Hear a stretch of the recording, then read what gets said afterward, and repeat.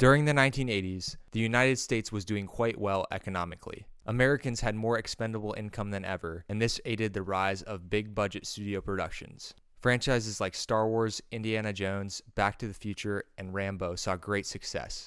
Over-the-top action movies with big budgets were at an all-time high, and studios also gave good funding to comedies.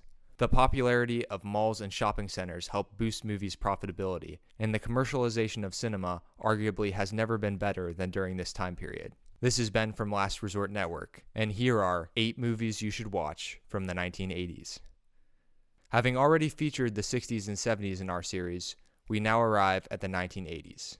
Beneath the surface of all the financial successes, independent and genre films were still being made, and over time gained more notoriety. You'll probably notice more of those types of films on this list, as I have faith that you have already seen Top Gun, Ghostbusters, and The Karate Kid. With that, let's get started.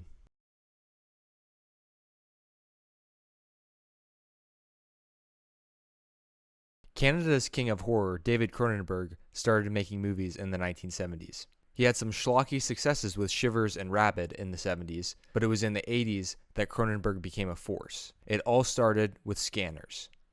What makes Scanners particularly memorable are the amazing practical effects. Be warned, Cronenberg's penchant for body horror is not for everyone. After all, the most memorable moment in the film comes when a man telekinetically blows another man's head into smithereens. The script follows Cameron Vale, a man who unwantedly has telekinetic powers. After being captured by the company Consec, Vale can control his abilities and is recruited by Consec to fight an evil offshoot of Scanners, these people with telekinetic powers, led by Daryl Revok. More power struggles and sci-fi hijinks follow, and of course lots and lots of gore. While this is not Cronenberg's best or most cohesive movie, it is an important step for him as the movie achieved financial success. It also had a complex sci-fi plot involving government agencies and arguments centering around transhumanism and human evolution. These themes would inform many of Cronenberg's future films. So if you want the full experience of Cronenberg, Scanners is a good place to start. Also, if you want to watch body horror executed to its highest potential, this is a must-watch.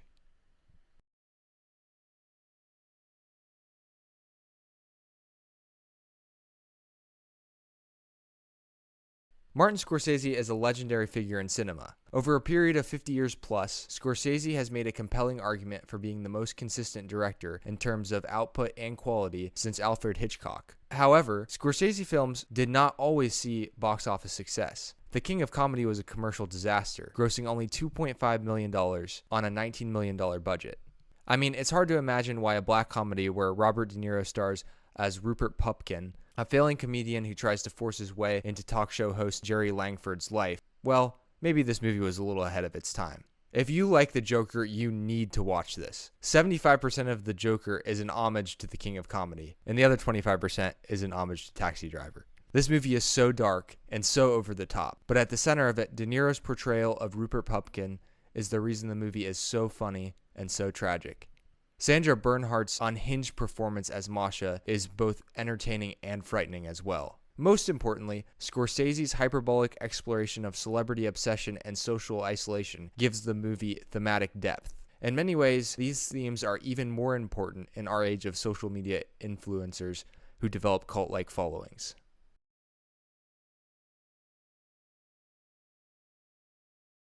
Before Jonathan Demme made huge hits like Silence of the Lambs and Philadelphia, he made a little concert film for a band called Talking Heads with the title Stop Making Sense. Talking Heads is one of my favorite all-time bands. Their musical maturation from a startup art school punk new wave band to a versatile band that can incorporate polyrhythms influenced by West African music is one of the more interesting band evolutions to observe. Stop Making Sense caught them right at their creative peak. The band starts the performance with just David Byrne on stage performing the band's biggest commercial hit, Psycho Killer, with his guitar. Band members Tina Weymouth, Chris France, and Jerry Harrison join over the next few songs. I always enjoy France's thundering entrance on Thank You for Sending Me an Angel, which is the third track. Even more backing members join the stage for the next couple songs, which crescendos into an incredible performance of Life During Wartime. The back half of the performance keeps the momentum going, with Byrne showcasing his lamp dancing skills in the heartfelt This Must Be the Place, the preacher-like Once in a Lifetime showing itself to be the crowd pleaser it is,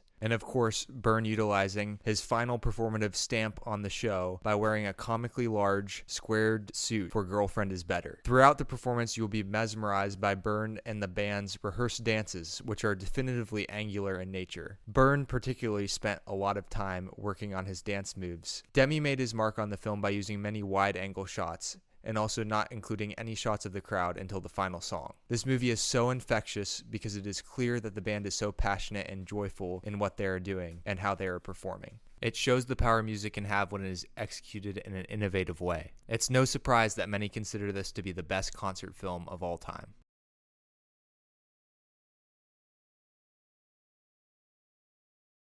Wim Wenders is one of the greatest German filmmakers, and interestingly, one of his most well-known films is set in the U.S. Paris, Texas is a sparse neo-Western film that stars two of David Lynch's own, Harry Dean Stanton and Dean Stockwell, as brothers Travis and Walt Henderson. Travis is found wandering through rural West Texas and moves to Los Angeles with his brother Walt and sister-in-law Anne. Here the viewer learns that Anne and Walt have taken in Travis's son Hunter, and the boy meets his biological father for the first time after a long separation. After some time, the father and son decide to venture off together without the knowledge of Walt and Anne, particularly to look for Hunter's mother, Jane. The movie has stunning cinematography. The sparse West American landscape was something Wenders wanted to highlight, and it fits really well with the themes of isolation and estrangement. Harry Dean Stanton and Hunter Carson's dynamic is especially touching. It's a moving emotional story told in such a unique way that you'll become entranced by the world it creates. Considering he is an international filmmaker, Wenders' depiction of the U.S. is especially interesting, and maybe we should give more outsiders a chance to give us a perspective on what our country looks like.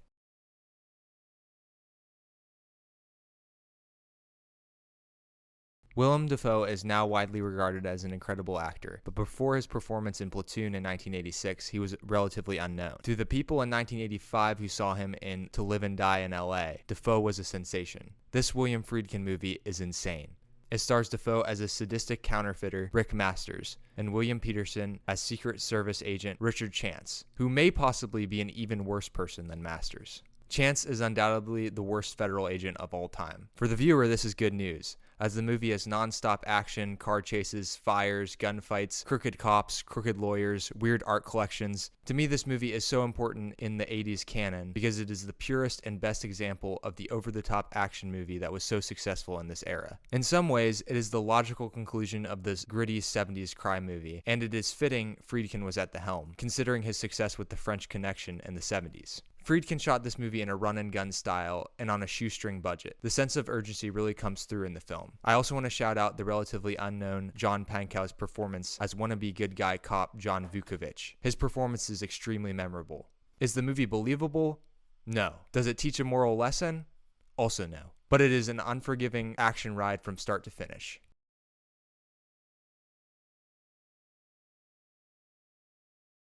In college, I had the privilege of taking 2 film classes, even though my major was completely unrelated. Au Revoir Les Enfants was not on my radar when I walked into the evening class, but it was a film I would never forget. From his debut in 1958, Elevator to the Gallows, Louis Malle was an important filmmaker, before, throughout, and after the French New Wave. Goodbye Children is a semi-autobiographical film centered around student Julien Quinton, who is in a Carmelite boarding school in Nazi-occupied France during World War II. A young boy named Bonnet joins the school, and Julien initially does not like him. However, they soon grow close. The tragic thing about this coming-of-age tale is that you see Julien grapple with the horrors of the war and the Holocaust as he begins to understand that Bonnet is a Jewish student being hidden by the school. The ending of the movie is impactful and unforgettable. I walked into this class not knowing what to expect with this film, but I walked out knowing this was one of the most important movies I had ever seen.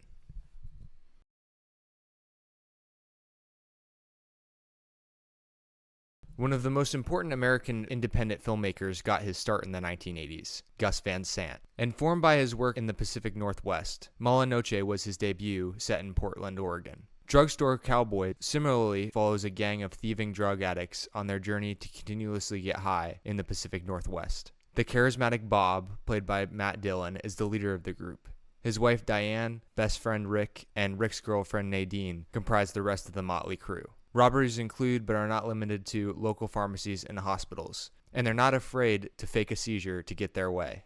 Bob is under close watch by a detective with the last name Gentry and is aware of his need to dodge the law. Unfortunately, certain group members are not careful about Bob's superstitions, and things start to go south. Will Bob be able to kick his narcotic addiction? You'll have to watch to find out. Van Sant's depiction of drug addiction shows its highs and lows, literally, and also gives hope that people can break out of it. This is one of those movies that has stuck with me since I watched it, and I would consider it to be one of my very favorites.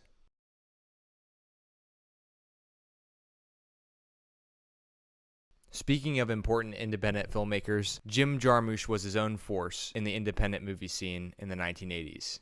His work during this time built to Mystery Train, Jarmusch's ode to Elvis and the city of Memphis. Jarmusch's trademark deadpan and deliberate style is used to perfection in this movie. It's made up of 3 vignettes: Far from Yokohama, A Ghost, and Lost in Space. Each story leads to a central point of a hotel in Memphis. Elvis is a central focus to the movie in different ways in each vignette. If you are unfamiliar with Jarmusch's style, you may find it takes a moment to enter his world, but the time is worth taking. Jarmusch is a man of impeccable taste, and you can find that in his choice of a cast. Jarmusch wrote the part of Johnny, who is nicknamed Elvis, for Joe Strummer of The Clash, which just so happened to be his favorite 80s band. Screamin' Jay Hawkins has a memorable part as the night clerk, a callback to his song being heavily featured in Stranger Than Paradise, one of Jarmusch's earlier movies. And a young Steve Buscemi appears in one of his most notable features prior to his rise in the 90s. Nominated for the Palme d'Or at Cannes, Jarmusch finished his foundational 80s period, leaving viewers wanting more in the upcoming decade.